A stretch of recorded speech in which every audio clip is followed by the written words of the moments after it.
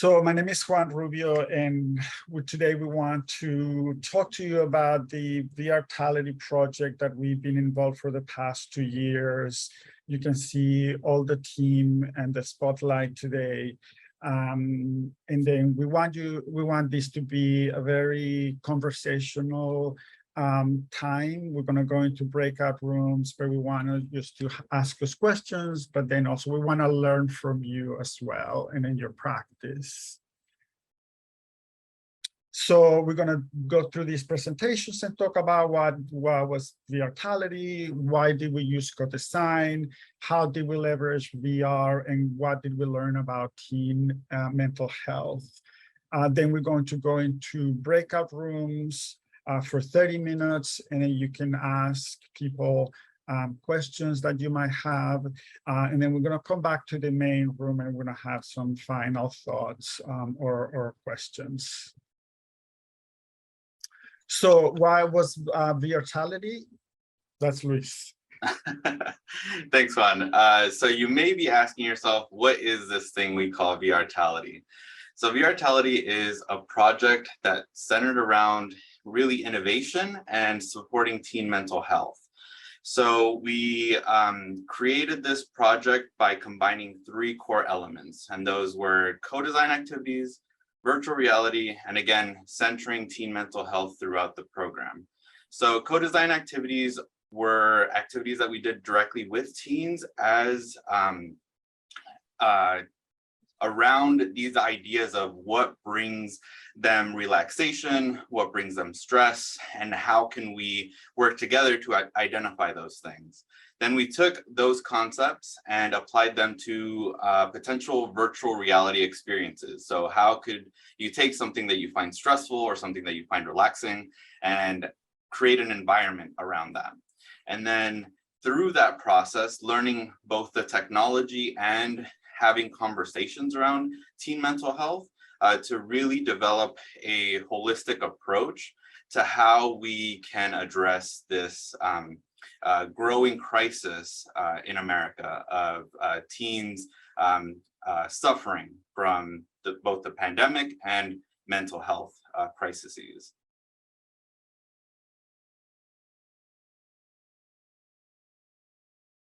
So what did it look like? There was a lot that we were able to accomplish in really not that long of a time span. So if you see here, you see from when we were awarded the grant from IMLS in October of 2020 to today, right? So between October and December, once we got the great news that we were going to be able to do this project, we immediately started working on figuring out, okay, so how are we actually going to get the VR equipment? How are we going to set this up? How are we going to do this all remotely without actually any physical interaction, any coming together into a single space? And ultimately, in December of 2020, we started this project with the teens. So from December to June, which is, if you are familiar with teen programs, you know that is a really, really long time to keep teens engaged. So we were able to have a really high retention rate throughout those 6 months, which just went to show how impactful this work really was. Everyone kept coming back, having really deep conversations around these ideas of teen mental health, and of course, having a good time doing things in virtual reality. From there, we went on to finally complete the experience here at SPL, which we decided to call De-Stress Gardening. It's an experience that focuses on both gardening and having a little bit of destruction to create compost to grow your garden.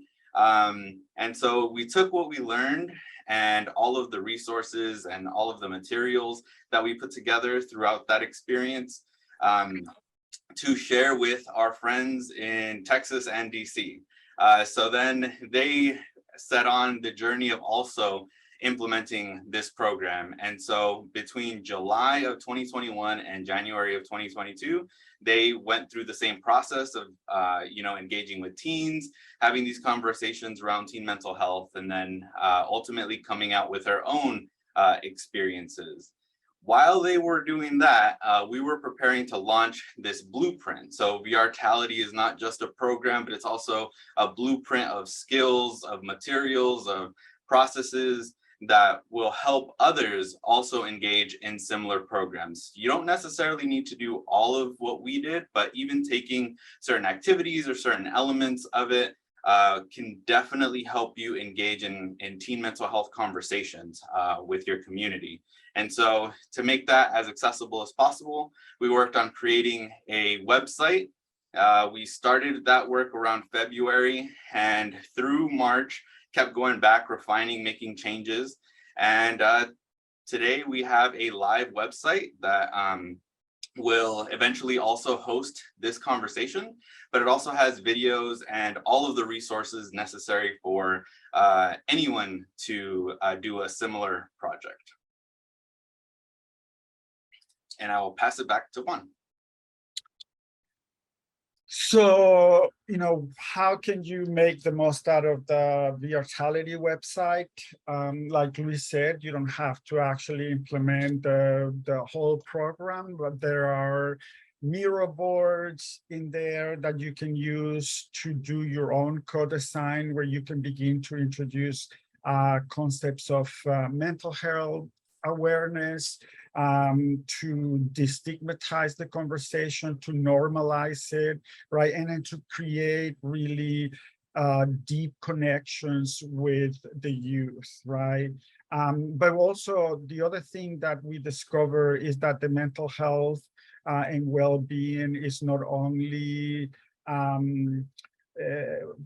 that the program not only going to benefit the teens, but also the practitioners, the adults also in the room, because having those conversations create awareness of your own mental health, and you can begin to think about strategies, right? For example, thinking of metaphors, right? Like the experience that the teens did in Seattle, or the ones with the cat, right? In DC, it's like ways that you can think in terms of like having that moment where you need to release tension. You can find ways of relaxing, etc. So I am going to pass it to Jinha.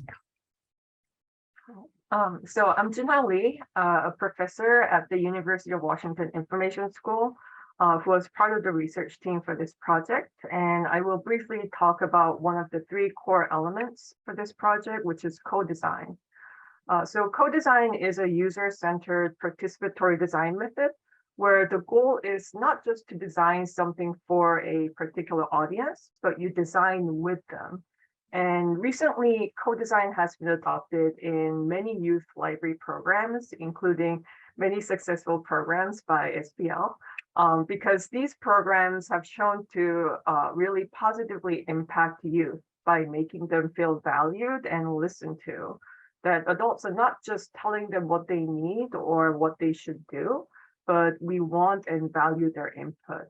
And for them, that is actually a huge draw and appeal of the project. And it also helps them develop communication, teamwork, and leadership skills as they work together in a group and create various design outcomes. And doing this in the library context in particular also offers a way for them to contribute to their community, as the product of the design could be incorporated in the library program itself, which then can be used for other youth patrons. And our youth participants generally get really excited about that, because you're not only actively participating to create something, but you also get to see how your design gets used by others. Now, for a program like this one, where we focus on a topic like mental health, it was especially important to incorporate co-design, because for many of us, talking about mental health isn't something that we are really used to, I think, or we feel immediately comfortable about. And when we interviewed the librarians after the program, they shared that the co-design aspect really contributed to the success of the program because of the connections they were able to build with the youth participants throughout that process. That we're not just asking teens to just come to the co-design session and talk about their mental health, but other adult participants were also sharing their own thoughts, their personal stories and experiences. And by them being vulnerable, they also encourage teens to open up and be able to talk about mental health more freely over time. Also being able to use various tools such as Miro, which is a platform built for digital collaboration. Even teens who were somewhat shy at the beginning were able to really actively engage in the conversation. And some of the librarians told us how they were surprised by the teens' level of engagement they're able to sustain throughout the program. You also heard Louis talking about the high retention rate earlier. Now, Allison and Eric will tell you more about the co-design process itself.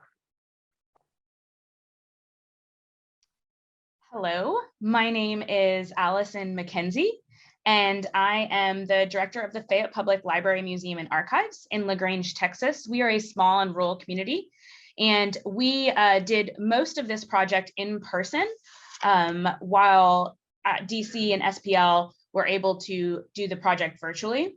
And so I just wanted to go over what the workflow for the project looked like. This is a great graphic that explains what that workflow looks like. We began with 90-minute co-design sessions.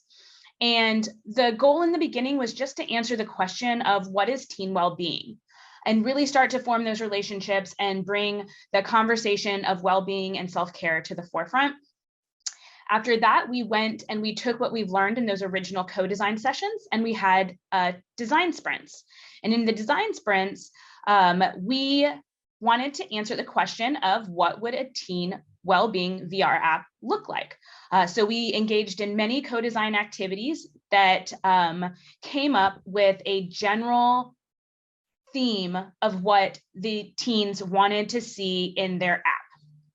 And then we communicated that with interns and the VR developer, and they presented a prototype. After the prototype was presented, we engaged in more co-design sessions where teens were able to test the prototypes and then communicate back to the VR developers and the interns participating what they did not like, what they did like, what they wish they could change. And that could be anything as far as sound, different types of animals, different types of engagement in virtual reality.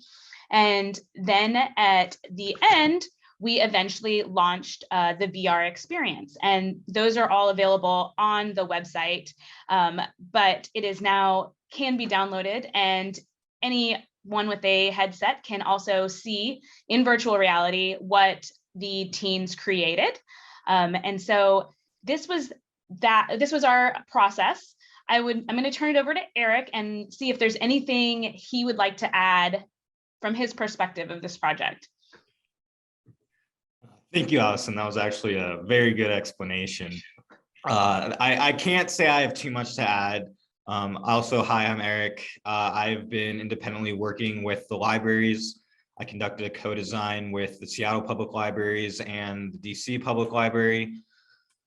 So, you know, Allison touched on all the overall workflow, but I think one thing I'd like to add is that I think what's really interesting about this is that the co-design, the beginning co-design is going to look very different from the design sprint is really the big centerpiece that kind of connects everything together. So this workflow, it might look more like the prototyping is kind of the center, but the way I like to look at it is co-design is part one, design sprint is the inflection point, and prototyping and beyond is the second half. I think also you're going to notice that the design that comes out of the design sprint, that first iteration, is going to look entirely different than that final iteration with the testing. And now I believe we'll pass it to Kathleen. Thank you, Eric. My name is Kathleen Kono. I'm a library associate at DC Public Library. And we're one of the cohorts of this project. We're an urban library, and we also did our project virtually rather than in person. So we did a lot of over Discord and Zoom sessions. So why virtual reality and how did we leverage it? Well, the first thing is obviously the pandemic was a thing. So we wanted to make sure to have a very flexible option of like virtual participation. So for Seattle and for DC, we did a lot of like virtual communications, and virtual reality is a great opportunity to get people in the same room together while not actually being in the same room together. And it was just a really rewarding experience. And then Texas also uses VR, but they were in person using VR headsets, which is also an interesting experience because you really are in the same room in both at the same time. But VR itself was very valuable, especially thinking about teens, because it brought them in. A lot of the teens who applied for the project in general, they really wanted to know more about VR. It's an emerging technology that I think is really going to play a big role in libraries, whether that's in a few years or further down the line. But it allows a different kind of learning experience, and one where you can like physically, it feels like physically manipulate things creatively. So for mental health, that really provided that release for teens of tension. They could express themselves in different ways. They can become something that isn't even human if they want to. So really that technology has been a core part of this co-design for all of those reasons.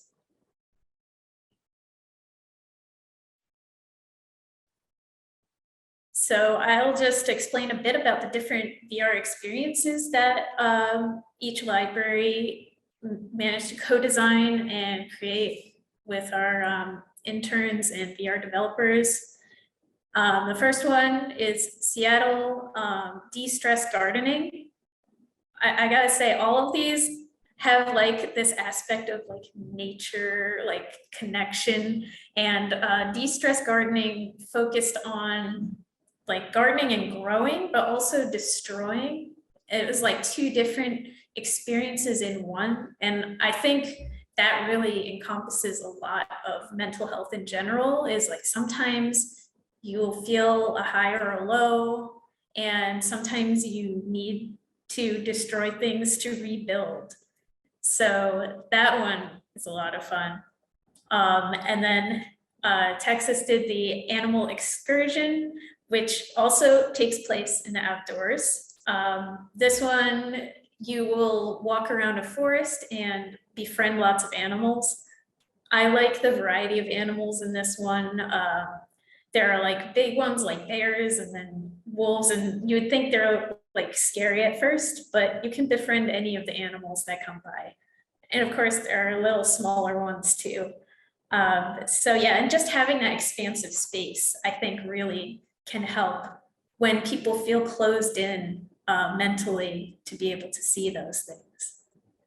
And then finally, we have our Perniverse from DC Library. I'm really excited about this because I got to help co-design it. And that one is a cat cafe, and your only objective is just to break things and get into a lot of trouble as a cat with literally no consequences. So they all have a really fun focus on teen well-being through like relaxation in these spaces, whether it's through destruction or growth or just exploration. They all play a role in promoting mental health experiences for teens.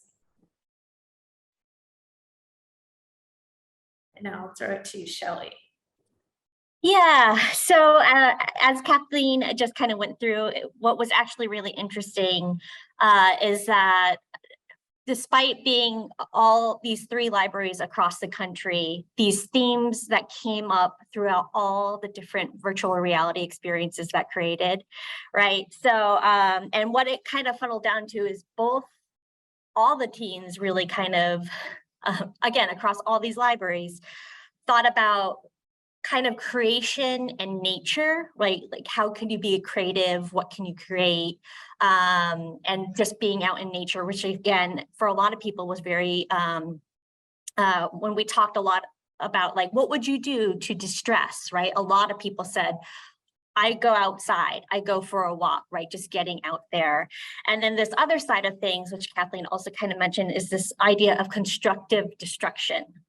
All right, so it's the idea where, you know, sometimes part of mental health is release, right? And so the experiences that were occurring in there really helped youth release. So if you think about all the different experiences, right? The animal excursion, right? Again, you're out in nature, you're walking with animals, you're seeing these beautiful vistas and views. And it is very, as I was watching it and experiencing it, it was very calming. And then you get to Seattle's point of experience that was created, which was, again, this idea they really wanted to like have a garden and to keep going into that garden to see how their plants were growing. And also this part of like, they wanted to be able to like make the flowers different colors of their choosing to kind of match their mood. And so that idea of like creation, right, and growing, but then as mentioned, there was this room where you can go in and destroy things, right? And again, you're not hurting anybody. It was just in this experience where you could like set that release. So, and it was this cycle of taking the things that were destroyed to create something new, to plant the garden. And then in the last one, again, the Perniverse, where you're in the perspective of a cat, it is just causing mischief. It is just destroying things. And again, so there's 2 big ideas of, although again, all these teens across the country kind of still kind of got together in their own way and really highly elevated these 2 thoughts. And then another thing that I wanted to kind of talk a little bit about around the mental health aspect is just how like mental health in public library programs. So I think that in interviewing a number of the library staff who worked on this grant, there were a lot of different views going into it around working with mental health. And a big part of this project is destigmatizing like mental health, right? Like we need to talk about it. It's important to talk about. And so I think we all kind of went into it with different points of view. Some people were a little uneasy because they haven't brought it up maybe in a program outright. So to have the whole focus being mental health may be distressing to a few, while others were kind of like went into it not knowing what to kind of feel, but just so yeah, it was just all the library staff kind of went into this project in varying ways, which of course makes sense. But I think by the time everybody kind of left the project, everybody felt so much more comfortable and really kind of reported back being more at ease and felt like, oh, you know, actually integrating mental health or talking about mental health into teen programming in libraries is actually like a really simple thing to do. And it's a lot easier than I think a lot of people began with before the project began. And so a lot of people reported just even like integrating it in ways of like having icebreakers that kind of just point to mental health. So one of my favorites was like, if you if you had to describe how you were feeling by the weather today, what kind of weather would you be, right? And just asking that question makes people pause and think like, how am I feeling, right? And sharing that with the group so you can kind of come to an understanding of how all these teens are going to be interacting with you today. And also, I think a big part of it, which Jinha also mentioned, was that idea that as adult participants, we also have to participate. Like, the only way you can create trust to have teens talk about mental health with you is that you have to put in the work too, because it can't be one-sided. But there are a lot of different ways that I think that people are just going to kind of integrate it in. And again, it doesn't have to be a whole program around mental health.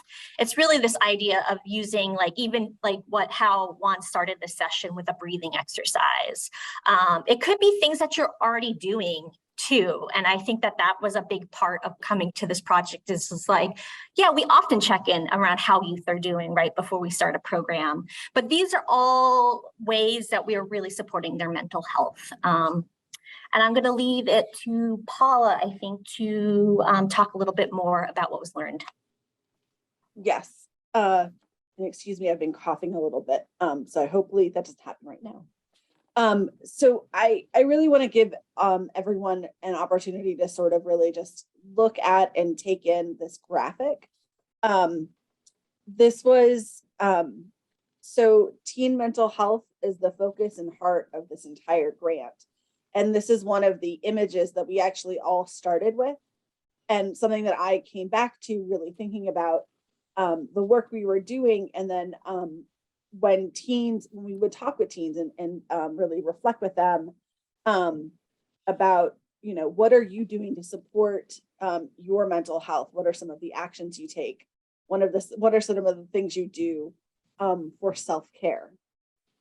And I really like this image because as a circle, I always think about it. I also really spend a lot of time thinking about Maslow's hierarchy and all of those very necessary things in the bottom of it in order to support education and growth and work. But I really like this as a circle with all the different pieces interconnected as we go. A lot of the teens talked about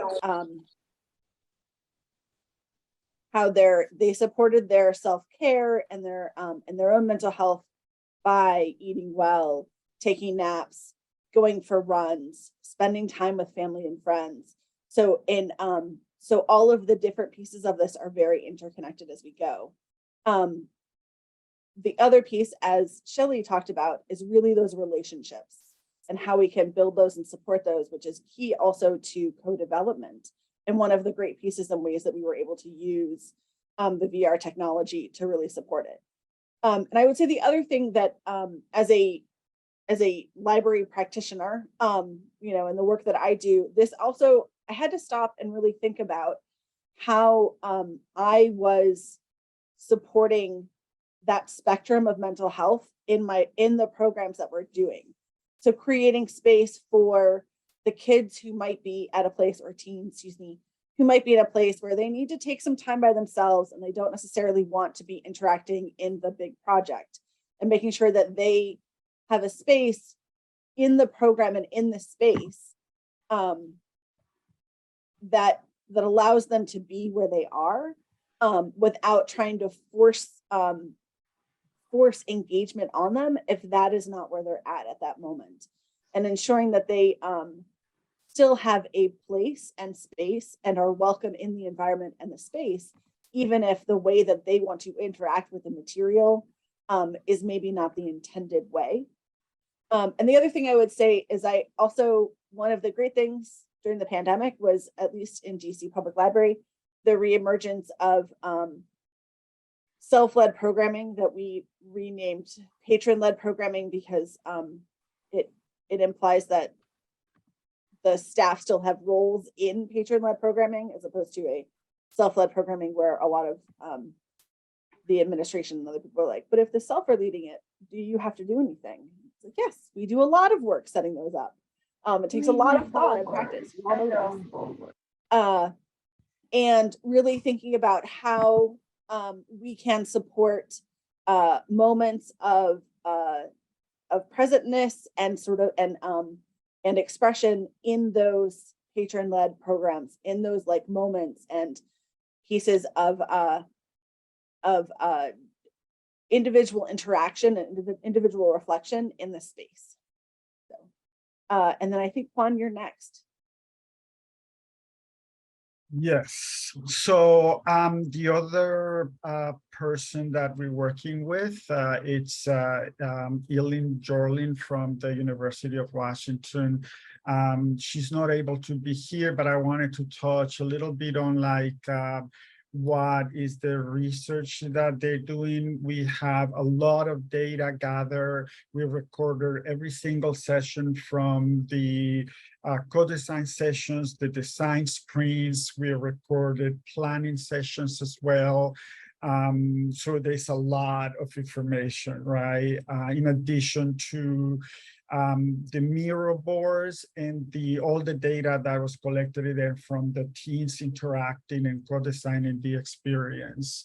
So Eileen and her team are doing some analysis of this data, and then they're beginning to ask this big research question, right? Like, what is it that the teams created, and then for what reason? What is it that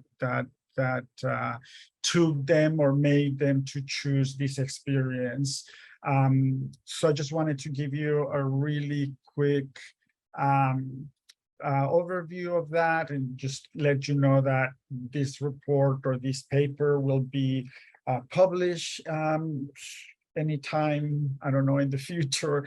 They're writing it now. Jinha also is writing another paper who is focusing on the actual impact of the librarians, and what was it like for the librarians to go through the process. So look out for that paper. We'll make it available on the website as well, and then we'll promote it. And I'm going to pass it to Kathleen and Linda.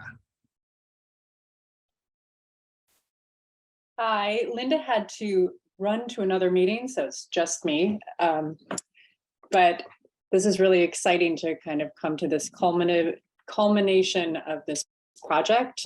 So I'm going to kind of just briefly talk about outcomes and impacts that have been linked to this project.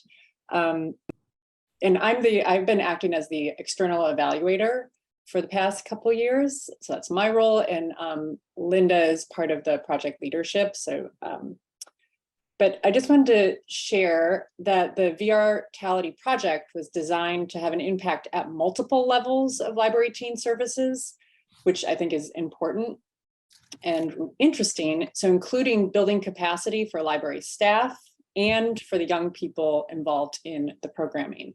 And when we talked about capacity, it was envisioned not just in one area, but really spanning various aspects of the project, including technical and digital literacies, mental health and well-being, and how to support that, and also collaborative design with teams. So it's really big what it was designed to have impact for and for whom. And evidence of outcomes and impact wasn't just my role. It was really collected through multiple channels. And this included my external evaluation, but also the academic research you've just been hearing about, the leadership really paying attention and doing formative and adaptive observations and adjusting the project, and all the staff participant, like everybody you've just been hearing from. So obviously we're continuously assessing what was going on and what was working in their unique library locations. So learning about outcomes and impacts was really this multi-channeled approach. And importantly, I just wanted to touch on, everybody said so much positive things in this webinar, but most of the staff in this project came in as novice in one or more of the areas related to VRtality. And some of these areas are pretty daunting, right? Like VR and new technologies can be something that maybe feels not quite comfortable to jump into. Talking with teens and engaging them in conversations about mental health, again, as you've heard, and maybe some of you know, can be a little bit like, ooh, I don't know if I'm really prepared for that. I don't know if I have the training for that. So just to make that point that these are not people who've been doing this again and again. People were really jumping into this. They worked with teens, but not in these particular areas. And some were just unsure about how a multi-level or multi-hour design sprint or programming that lasted multiple months Like, how is that going to work with my teens? We've never done that.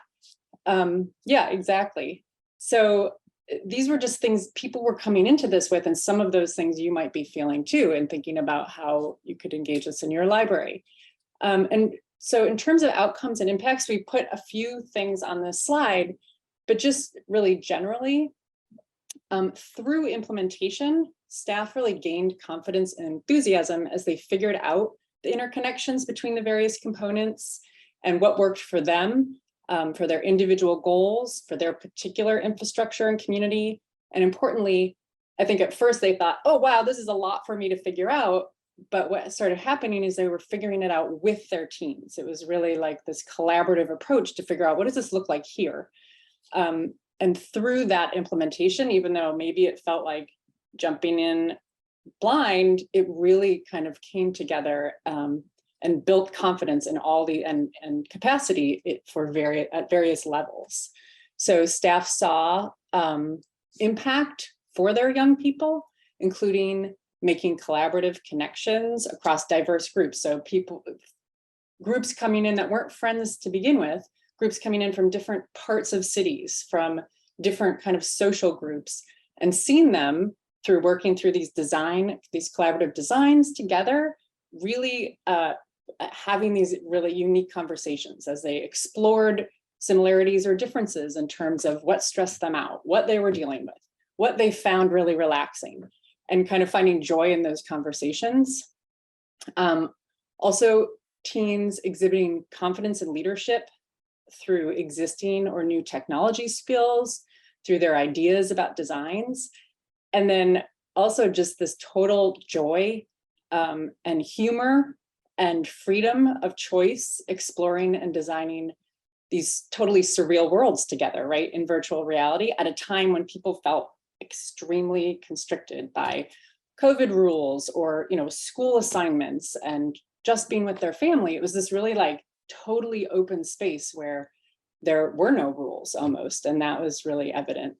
And I know we're trying to wrap this up, but just one thing, and I think you've been hearing this too from all the stories, but one thing that seemed especially important was young people and staff alike were really struck by this idea that mental health is not something that happens only in a crisis, but instead is really something that's part of human existence, a continuum that can and should be part of conversation.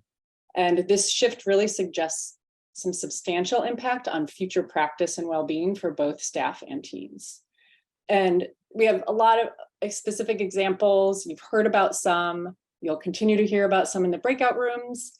There's a final evaluation and the research papers, all of which components will be shared on the site. So I continue to ask you to just sort of listen to these stories, because it looks different in every place, but there are these kind of common themes of impact and outcomes that are really exciting that you've begun to hear about, but I think we have more and more to share.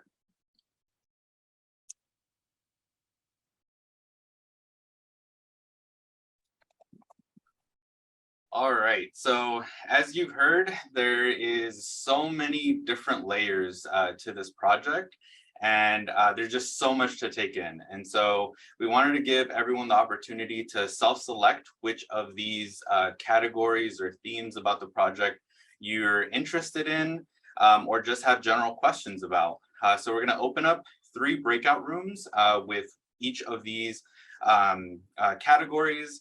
If you have a question about one thing and a question about another, feel free to jump between the breakout rooms at your own pace. We really want this to be an opportunity for you to have all of your questions answered. So if you've been on the website and you saw something that you weren't sure about, or if you're thinking about implementing this program in your library or organization, this is your opportunity to ask those questions.